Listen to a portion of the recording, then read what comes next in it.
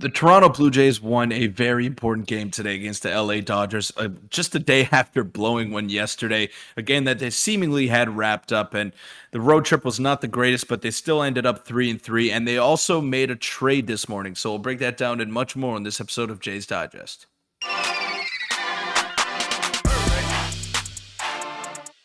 What's up, Jays fans? I'm your host, Peter Vryonis, alongside host Nick Gosse. And if you just watched the Toronto Blue Jays spank the LA Dodgers 8-1, it was well needed after yesterday's debacle, probably the most disappointing loss of the season. And they also made a trade this morning as well, which is probably setting up a much bigger move that we're going to be all over in the next couple of days. But Nick, this was a good performance, a great bounce back by the Toronto Blue Jays, and very well needed. Very, very well needed after yesterday's brutal game, and not only just for the team chemistry, but obviously for the standings as well. Make sure to hit the subscribe button. We're very close to 7,500, so it would mean the world. And let's get into the first topic now, which is Jays bounce back with a big win, and we'll touch on the game, then we'll get into the trade and maybe what some underlining meanings of that trade. But the Jays win the series against the Dodgers, which is very, very good, but it still kind of hurts because we should have swept this series. Even the last series, we should have, swept as well. But we'll focus on the positive for the most part, Peter. I know we'll touch on the negatives a bit as well. But George Springer stays, really ice cold. But what were your thoughts on this game as a whole? We had a couple people. Whit Merrifield has been, what a trade by Ross Atkins last year at the deadline. Have to give him credit over and over again. But huge game for the pitching staff, the hitters, and a well-needed win with an off day headed tomorrow before 17 straight. Yeah, Yusei Kikuchi came up huge today, and back-to-back dominant outings for him.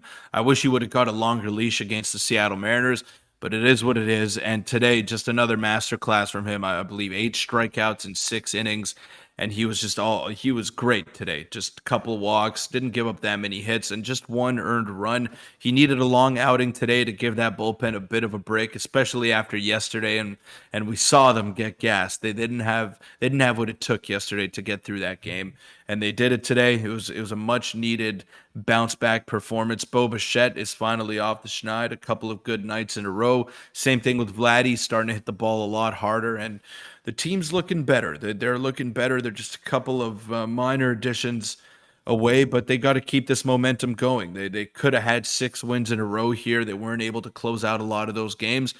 For the most part, it's disappointing, but 3-3 on a West Coast road trip, it's not the end of the world. It's not that bad. Yeah, and again, we'll take what we can get after yesterday's game. They needed to bounce back. They needed to be, headstrong because it was a quick turnaround after a late game last night, like 14 hours, something like that, and they got it done with the pitching staff was the big thing there. And obviously, Yusei Kikuchi, like you said, he had a phenomenal start. Shout out to Jay Jackson as well, who has just been nothing short of dominant since he came up at age 35, which is very impressive. And again, the hitters are starting to get the rhythm going. The pitchers continue to, be dominant, continue to do their thing. And if everyone can start to heat up, Vladdy's starting to get on a little bit of a heat up. Bo Bichette, like you said, I think he's 7 for his last 11 or 13 after his 0 for 16 skid there. And we know Bo Bichette's never going to, he's a phenomenal hitter. He'll be fine. But I don't know, if the offense starts to heat up and we can make a couple additions at the deadline along with the additions that are coming internally, it's starting to look good for the Jays, and it's not like they haven't shown they can beat the best of the best teams. It's just about staying consistent and not making those little mental mistakes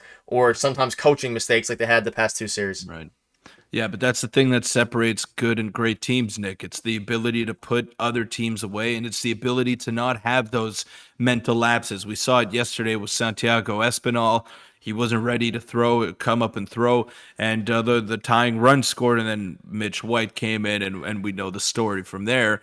And then the nights before, they're just making base running mistakes, the coaching mistakes as well. So it's not just on the players, it's on the coaching staff as well. They all got to be better as a whole, but we've been saying it all season long. The talent is there to make a run with this team. They just got to be able to put it all together. And a game like this against a great team like the LA Dodgers, it gives you hope. It gives you hope going into the playoffs, into the stretch run here, that they can do something special. They just got to be able to do this consistently day in, day out. Yeah, and this is a huge win. A lot of the bullpen guys were down 17 games straight, and as much as the other games were kind of rough before this is one you kind of really needed to take if you're the Blue Jays, and they ultimately did it thanks to the offense and specifically the phenomenal pitching. But let us know your thoughts on their game and kind of talking about some of ththose moves. A huge move could be coming. The Jays make an interesting trade.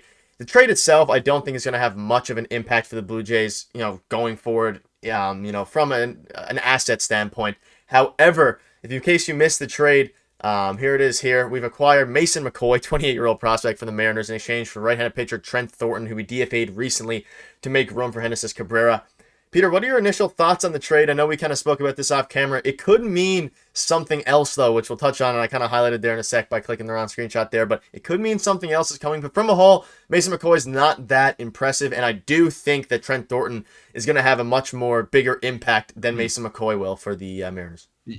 Yeah, this was just solely to free up a 40-man roster spot, and it was already freed up once the Jays did release Trent Thornton. So the move itself is not that significant, but you're bringing in Mason McCoy, a 28-year-old prospect who has a sub 700 OPS in the minor leagues this season. He's not going to break through to the majors, and he's not going to play a role with the Toronto Blue Jays this season. However, he is a middle infielder, and there are 8 other middle infielders in AAA Buffalo. So this means one of two things to me. Either Addison Barger is on his way to the major leagues and he's been tearing the cover off the ball in his last 15 games with Buffalo, or Santiago Espinal might be traded, and the former might be true as well, with Addison Barger coming up and taking his spot. So there's a ton of different ways to look at it, but something is definitely cooking with Ross Atkins. He's waiting in the wings for his next move, and this move just signifies that. They could have gave up Trent Thornton for nothing and got nobody back. I'm sure they wouldn't have batted an eye, but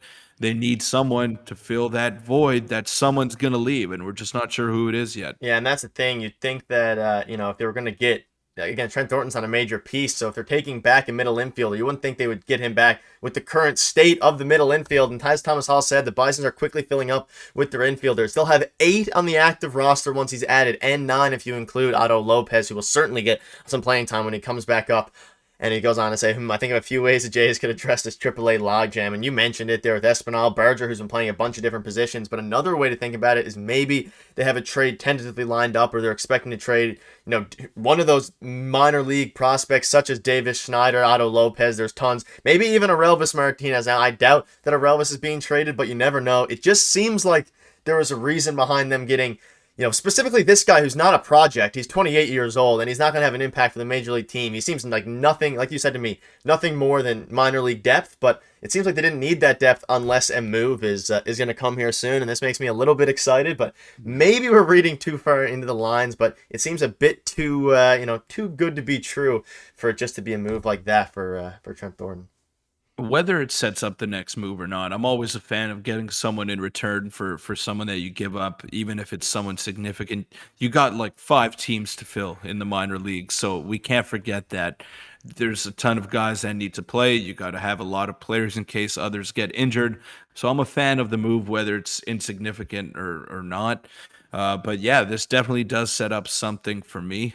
That's how I see it. I think not Mason McCoy is going to be the trade chip here, but who he replaces at the minor league level is probably going to be in play. So it'll be very interesting to follow as the days roll along, and we're only 6 or 7 days away from the deadline. Yeah, and we're already started off to a pretty good start there with Genesis Cabrera, who has been absolutely dominant since he's came to the Blue Jays. And Nails, nails. unbelievable. And it's been a really weird series for the Jays. And a quick look ahead before we wrap up. We have an off day tomorrow, and then we start a 17-game in a row stretch with the deadline kind of mashed up at the start of that 17-game, stretch. We're going to have some reinforcements coming with Ryu and Chad Green, and I'd assume one more bullpen arm, and maybe a huge piece, maybe a small piece. But any quick thoughts on the road trip or the 17-game series ahead before a lot of critical series there? You got the Red Sox, you got the Orioles, you got the Angels. Shohei Ohtani's not pitching this Friday, which is a bit of a blessing if you're a Jays fan who's not attending the game. But going to be a very important series and a crazy next 7 days for sure. Yeah, the Angels one is going to be a really season-defining series, not for the Blue Jays, but for the LA Angels. If they get swept out of Rogers Center, or if they sweep in Rogers Center, it could really shape the future of their season and the future of their franchise. If they get swept, Shohei Ohtani could be on his way out of town, and if they do the sweeping, then maybe they'll hold on to him and try to build a contender around him, something that they haven't been able to do in his entire career. So it's going to be interesting to watch that series. It's very alarming that the Blue Jays have the Angels' fate in their hands. And the Tampa Bay Rays and the Orioles are big suitors for Shohei Ohtani. So wouldn't it be ironic if the Jays went out and swept the Angels and then the Orioles went out and traded for him? That would probably be a chef's kiss to this very weird season for the Toronto Blue Jays. Very, very weird. And the deadline again is in 6 days or 5 or 6 days now, and it's going to be crazy, especially with the 17 games. So expect lots of uploads from us. We uploaded twice today. That'll probably happen a few more times before this trade deadline ends. But thank you guys for watching. We'll see you tomorrow. Thanks.